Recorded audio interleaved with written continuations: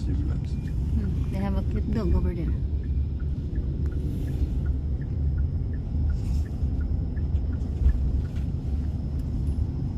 Traffic is existing also.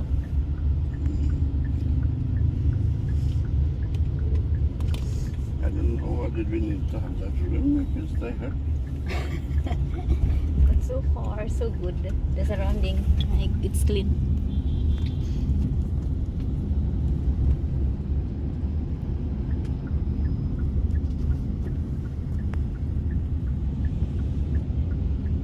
So it means almost all the tourist spot in the center, we just need to walk.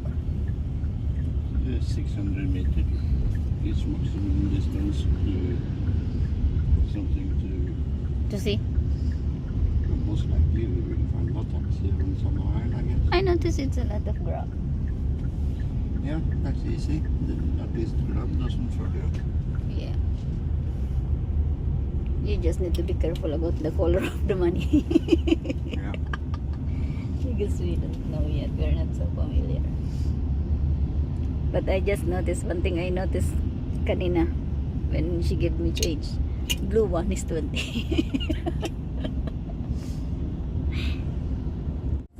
Grabe ang puyat ko, eh. Nangangalamuta ako. Andito kami sa waiting area. Dito sa kami mag-check-in sa Hotel Grand Saigon. Hindi pa linis ang aming room kaya nag-aantay muna kami dito.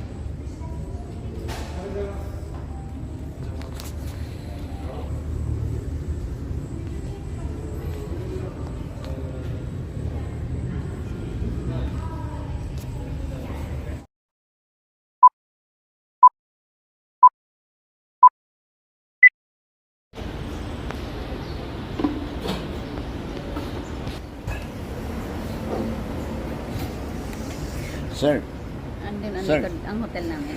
Andito kami you are sa from Vietnam? What is ashtray in Vietnamese? 7-Eleven sa tapat Ashtray. lang ng What is that in aming hotel. Vietnamese language? Hindi pa kasi siya linis kaya nag-aantay pa kami dito.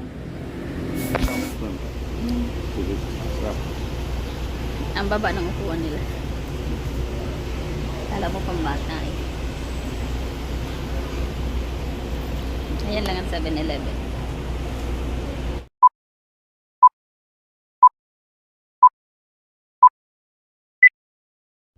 And this is it. Ang laki ng aming room.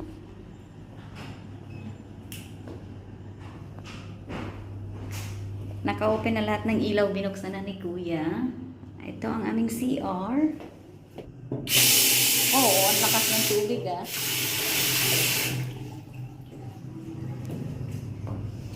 What's inside there? Fine guess. Then this is the ref mini bar.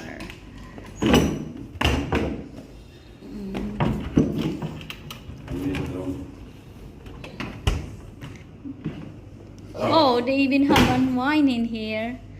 Ja, där comes motlätt i Yeah. They have a Netflix, Dad.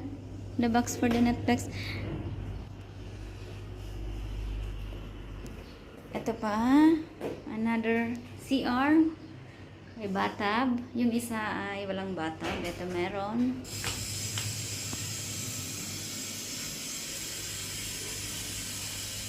Tissue. Ayan, tapos ito mga freebies.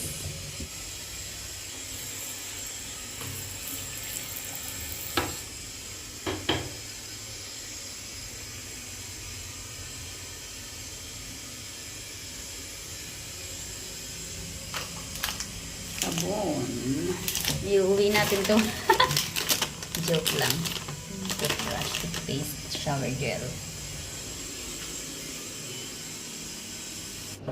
Tapos ito ang aming room. O, diba? Shala, shala, boom.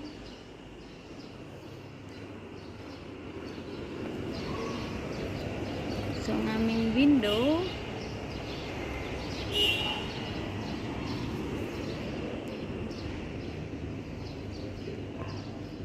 TV ulit. Bali, dalawa yung TV. Doon sa pinakasala. Saka dito sa pinaka-kwarto. Tapos ito yung cabinet.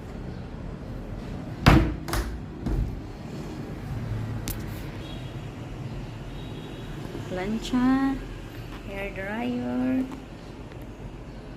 hanger, may bolt. Diba? Not too bad. Ang aming binayaran dito per night ay 4,000 kapag sa piso. Tapos may free breakfast na din siya bukas ng umaga.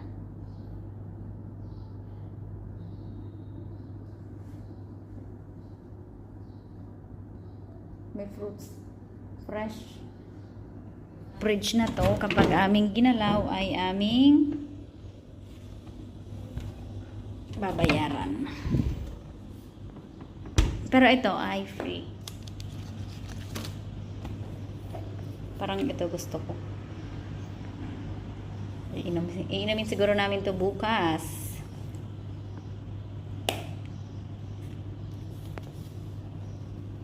Oh, shala naman ang remote. Diba? Dalawang remote kasi dalawa nga yung TV. Ito, saka doon sa kwarto. I'm pretty sure magra-red wine kami. Oh, may presyo pa na to. Ayan ang presyo ng red wine. Mayaman tayo dito sa Vietnam. Millionaire tayo dito kasi ang pera, ang currency ay milyon. Milyon.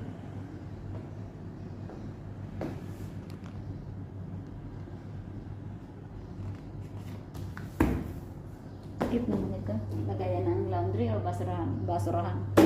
Nangalkal na eh. Ang habol namin dito ay yung pool. Doon. Ayan.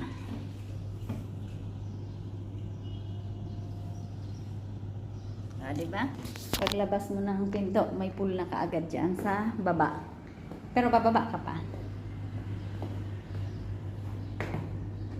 Kukuha nga tayo ng slippers. Bali, ang tagal namin nagantay. Kulang-kulang 2 oras. Hindi nagkaayos ng usap si My Love saka yung nag-assist sa kanya sa online. Tinanong namin siya kung mga anong oras kami makakarating kasi nga malayo ito sa airport. Pero malapit siya sa mga tourist spot kasi nasa Center City siya. Itinanong namin yung ate kung mga anong oras kami makakarating, gawa ng kung anong oras kami lalabas. Sana pinagtansya namin sa kanya. Sabi niya mga 9 AM na daw kami mag-check-in. Ayun nga, 9 AM. Andito na kami ng 7:40 yata yun. So, ang tagal namin nagantay, kaya nagtambay kami doon sa 7-Eleven. Yan, matutulog lang kami ni My Love. Tapos, lalabas kami mamaya. Ay, bago ko makalimutan. Tada!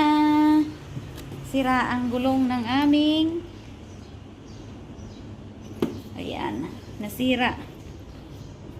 Bara-bara naman ng ng airline. Nasira.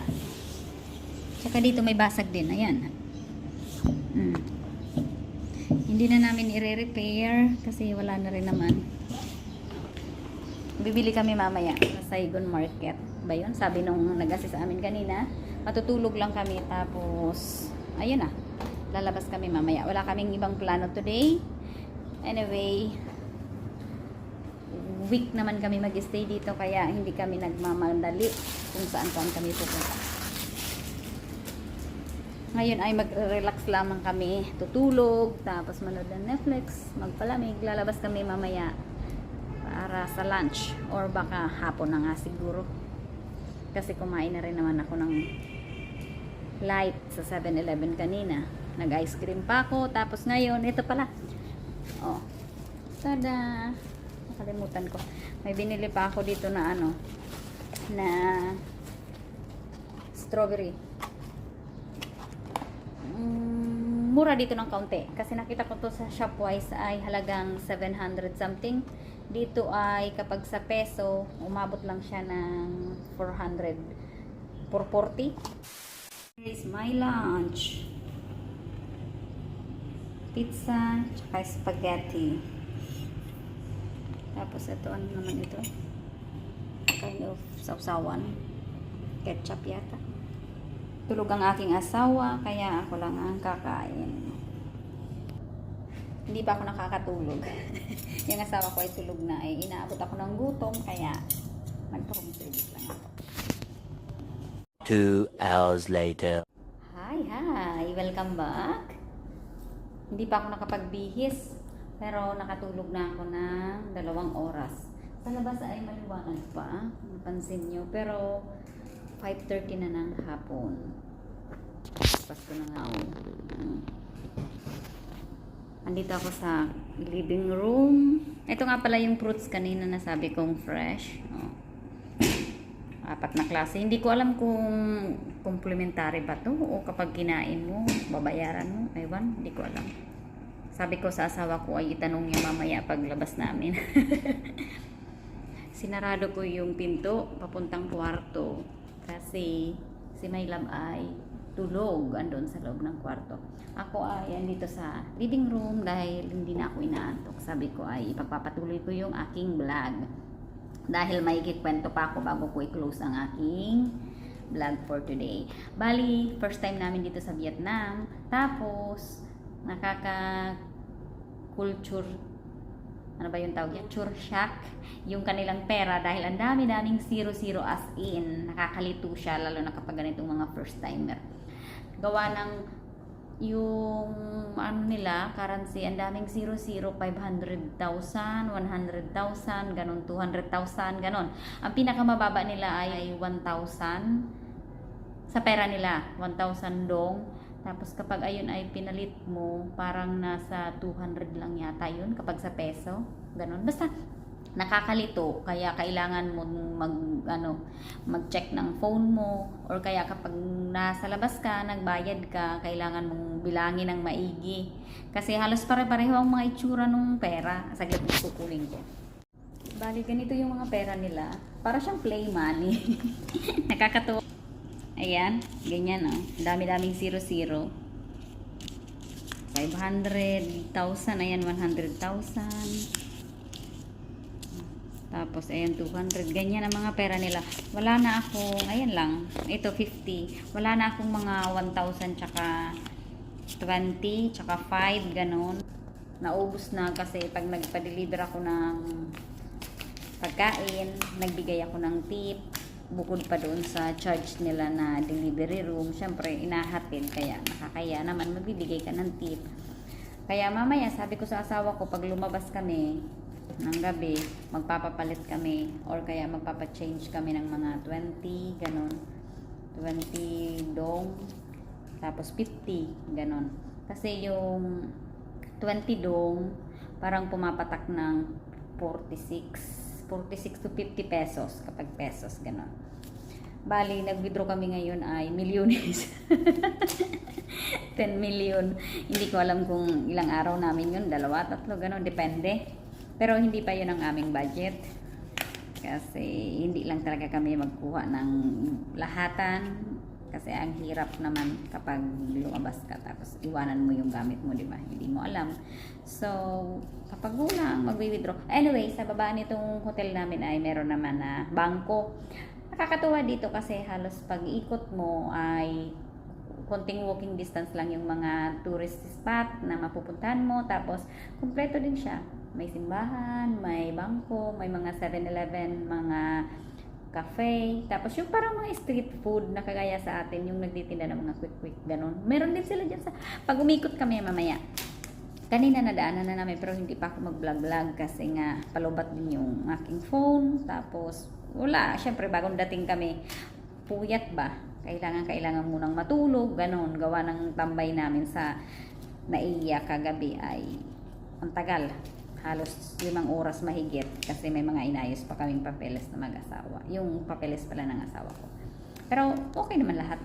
So ngayon ay, ayun nga. Ayun yung dong-dong. Bali, tulog ang asawa ko, tapos ako'y maliligo. Tapos lalabas kami maya-maya, kakain. Hindi na yata kami magsuswimming, bukas na siguro. Maraming pagod ni asawa, kaya sinulit niya muna yung tulog niya. Yun. So, hanggang dito na lang itong vlog na ito. Sa mga susunod na ulit na vlog yung aking ipapakita. Para at least marami akong may upload.